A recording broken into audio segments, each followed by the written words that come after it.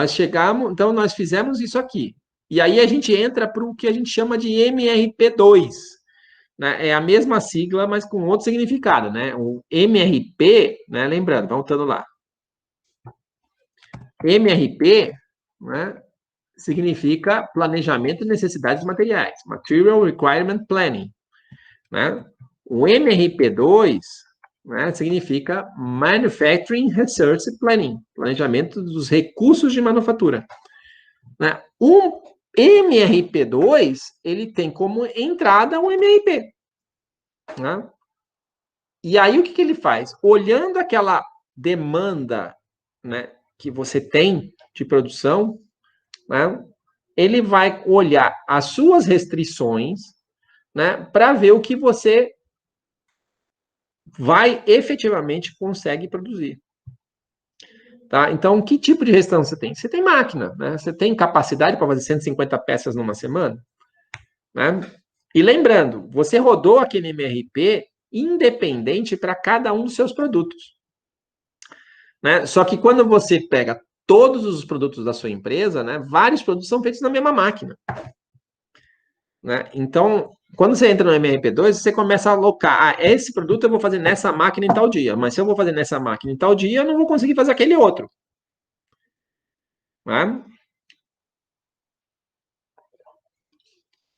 Esse produto vai ser feito pela pessoa tal, mas a pessoa tal já está ocupada fazendo outra coisa, ou a pessoa tal nesse dia vai estar de férias.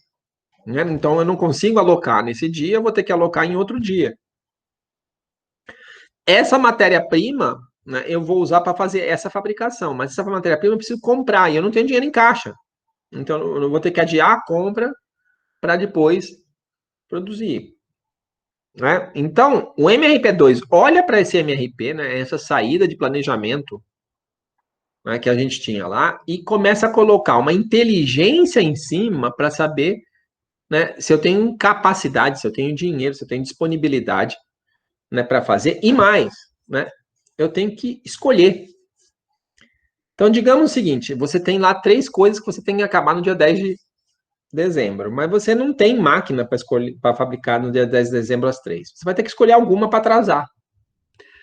Né?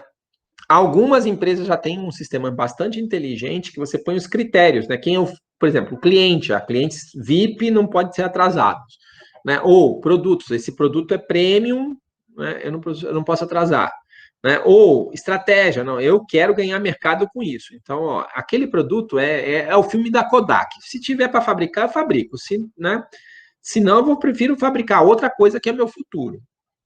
Então, você tem que olhar para as várias variáveis diferentes e escolher qual delas eu vou fazer primeiro. Às vezes você até tem capacidade. Por exemplo, você tem capacidade para fazer os 3 produtos até o dia 10 de dezembro. Né? Qual que você faz primeiro? Qual é a lógica? Né? Essa lógica tem que ser planejada. Né? Então, tem que ter alguma lógica por trás. Às vezes a lógica é até de sequenciamento. Né? Então, qual é a ordem mais lógica e mais econômica de fabricar alguma coisa? Tá? Então, olha aqui o sequenciamento. O setup, o custo do setup, né, é uma coisa que impacta profundamente nas empresas.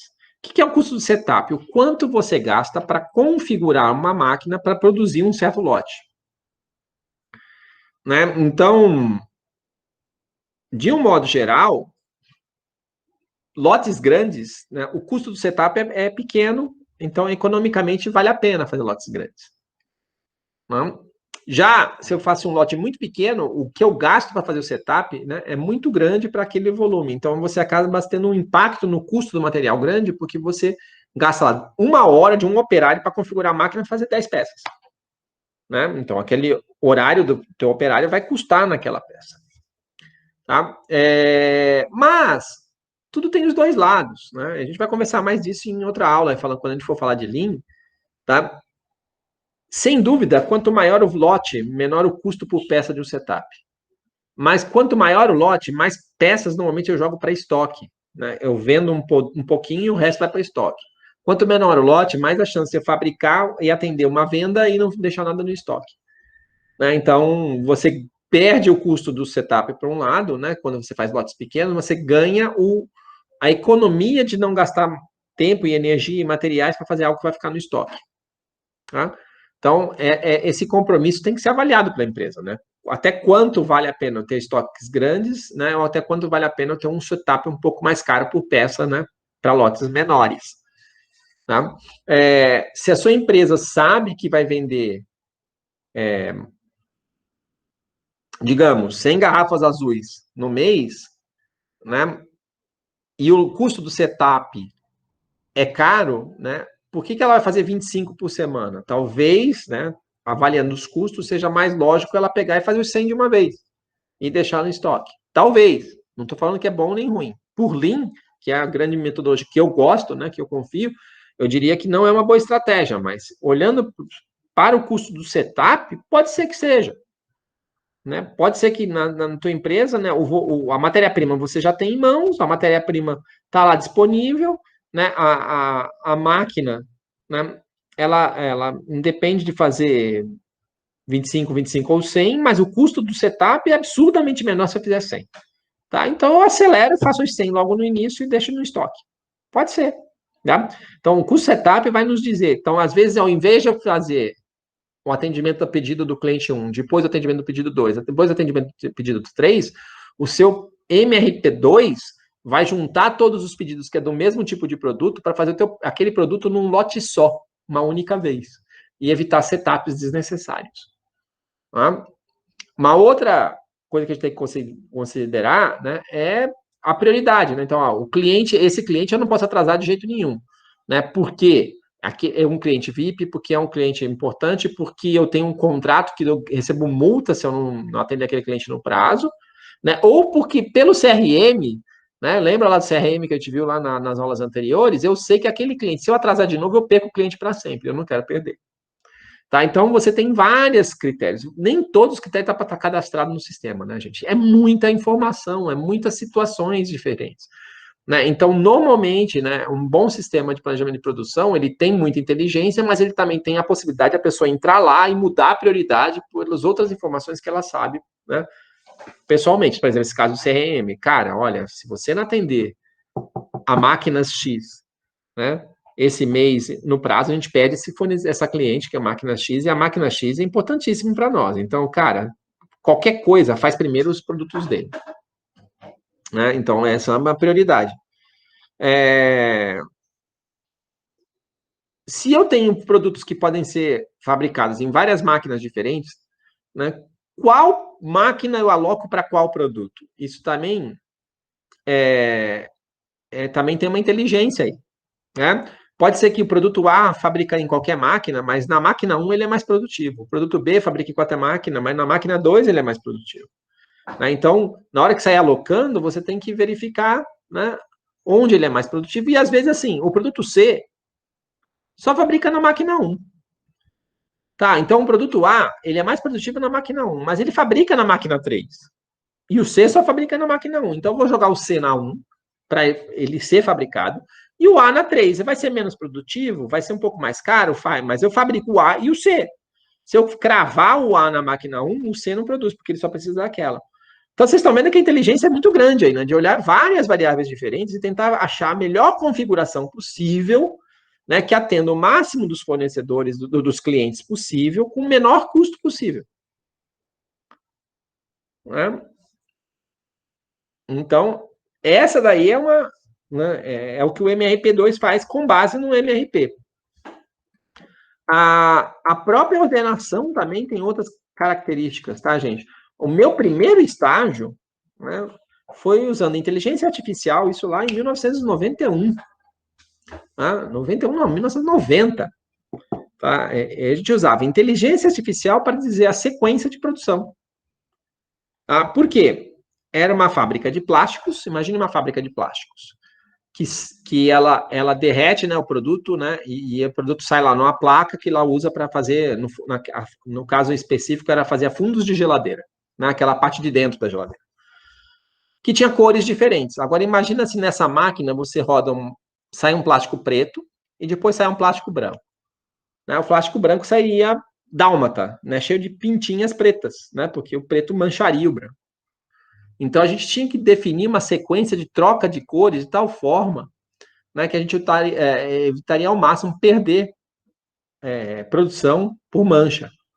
Tá? Então, a gente usava inteligência artificial para ver o planejamento de produção, para ver as demandas que a empresa tinha e graduando entre as cores, né, de tal forma para ser o mais suave possível. Tá? Então, você tinha lá, vai do branco para o bege, do bege para o cinza, do cinza para o preto, do preto para o marrom, do marrom para o azul e do azul para o verde. Entendeu? A gente fazia essa gradação, né, para que as cores ficassem sempre mais próximas e tivesse menos chance possível de uma cor anterior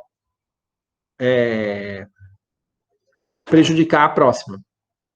Eu já vi coisas parecidas em empresa de chocolate, né? Então ela faz chocolates, né? E ela, né, tinha um problema lá que saiu o chocolate marrom, né? O chocolate, né, normal e o chocolate branco, né? Se você fizesse uma sequência de preto, depois o branco saia manchado. Né? No caso específico, ela criou o chocolate mesclado, tem no mercado, tá? Então ela tentou aí eliminar, né, uma perda de setup, tá? Mas às vezes a sequência, empresa têxtil, tá? Eles também têm essa questão de sequência de cores. Né? Então eu tenho uma máquina, né? Então, por exemplo, eu tinjo de preto. Né? Se eu conseguir tingir várias roupas pretas no mesmo tanque, né, eu não preciso jogar aquela tinta fora, né, o que até ecologicamente é complicado, né, e lavar o tanque para colocar outra cor. Né, eu posso usar o mesmo tanque, só colocar um pouquinho mais de corante e tingir de preto. E aí eu ponho mais um pouquinho de corante e tinjo de preto. Né? Então é muito mais ecológico, muito mais econômico do que eu ficar põe branco, põe preto, lava, tira, joga fora. Tá? Então, essa sequência também é importante, né? E isso também é feito pelo MRP2 em cima do MRP.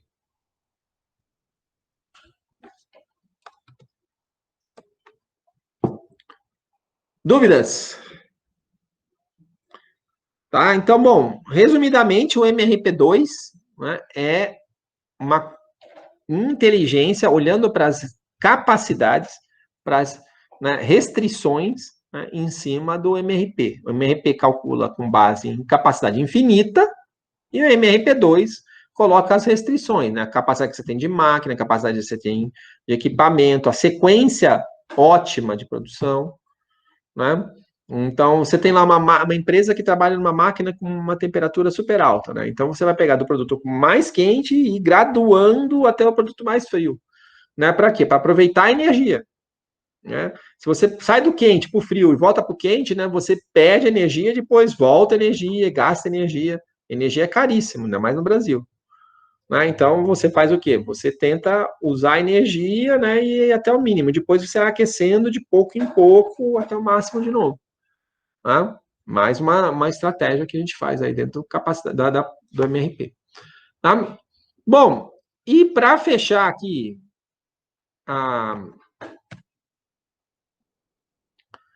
os conceitos aí do planejamento e controle de produção, né, a gente falou do planejamento da produção, né? MRP, MPS, MRP, MRP2. É importante, gente, eu vou colocar aquela planilha para vocês, é importante que vocês entendam isso, tá? Isso daqui, para mim, é um dos conceitos mais importantes desta matéria como um todo. Tá? Para vocês terem uma ideia, né, em semestres, os primeiros semestres que eu dei esta matéria, o projeto dos meus alunos era implementar um MRP, tá? Então, né, mas aí eu vi que estava um pouco cruel demais, né, porque é um sistema não trivial, né, e eu comecei a fazer esses outros projetos, tá? Mas para mim, o MRP, entender o que é o MRP, entender o que é o MRP2 é o conceito mais importante desta matéria. Tá? Então, quem aí, né, não entendeu, não prestou atenção, né, dá uma olhada na planilha, se tiver dúvida, né, acessa lá o monitor, tá? Aprendam direitinho o que é MRP, MPS, MRP, MRP2. Tá? Isso a gente está falando do planejamento da produção, mas a gente está falando do PCP, planejamento e controle de produção. O que é controle de produção? Controle de produção é acompanhar tudo que está sendo feito na fábrica, passo a passo. Tá? Então, olha, eu estou pegando esta matéria-prima do lote X, 10 quilos, né? E estou colocando na máquina tal para fazer a produção 14. Né? Então, eu peguei 10 quilos do lote 1 de farinha, 2 quilos do lote 3 de açúcar, né, tantas barras do lote 8 do fermento, e coloquei na produção K12 do bolo. Né? Então, aí sai desculpa, na produção 14 aqui do bolo, mas sai da máquina 1 massa fermentada. Então, o lote de massa fermentada 14 agora entra na máquina no forno. Né? E aí fica X tempos no forno para sair X bolos.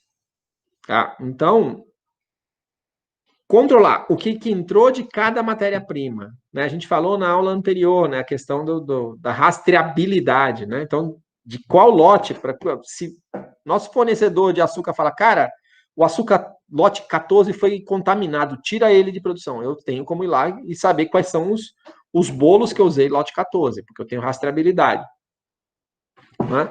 Então, assim, controlar o que cada lote de que matéria-prima que eu uso, quantidade que eu uso, às vezes não é tão trivial, tá, gente? Às vezes você usa, as pessoas colocam na mão, colocam de uma forma, né? Indústria química, às vezes você coloca na base de pá, na base, né, de esteira rolante, não é, né, a coisa 100% controlada, não é pecinha, né? Pecinha é a coisa mais fácil da gente imaginar, né? Uma peça gera um negócio. Agora, né, quando a gente estava falando de colocar material, né, às vezes não é tão simples de medir. Né? Mas você precisa ter essa rastreabilidade. E até hoje, por lei, você precisa saber o que você produz em cada uma das máquinas. Né? Então, passou pela máquina 1, não entrou na máquina 2 ainda, mas está aqui no meio, entre a 1 e a 2, né, entre a fase 1 e a fase 2. Eu tenho que saber quanto tem em cada um desses estoques intermediários. Isso é lei hoje, exige. Né? Então, eu tenho que ter essa rastreabilidade, eu tenho que ter o controle. Né? Eu saber quanto tempo eu gasto em cada máquina é importante, porque o custo da matéria-prima eu sei, né? Pelo volume que eu gastei de material, né? Eu sei quanto eu gastei de matéria-prima. É só dividir o volume final de produto, né? Pelo que eu gastei de matéria-prima, eu sei quanto custa cada um dos bolos, né? Quanto eu gastei de açúcar, quanto eu gastei de farinha. Mas, além disso, quanto tempo ficou na máquina?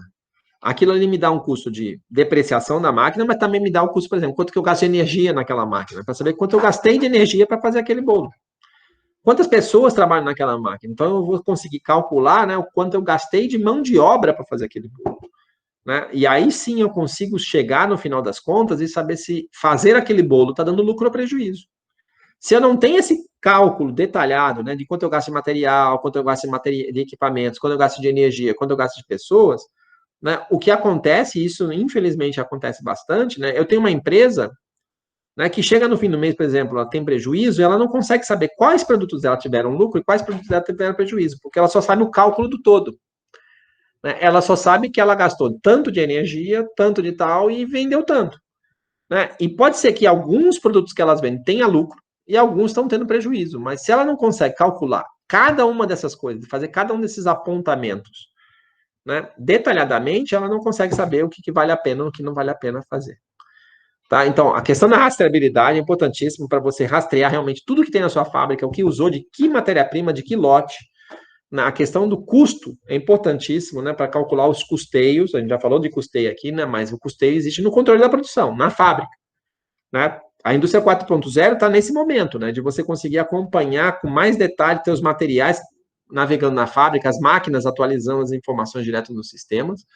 Né? E ao final, né, o que você tem? Você tem na estrutura de produtos a estrutura teórica, né, que é assim, olha, se você colocar tanto de farinha, tanto de açúcar e tanto de fermento, sai tantos pães.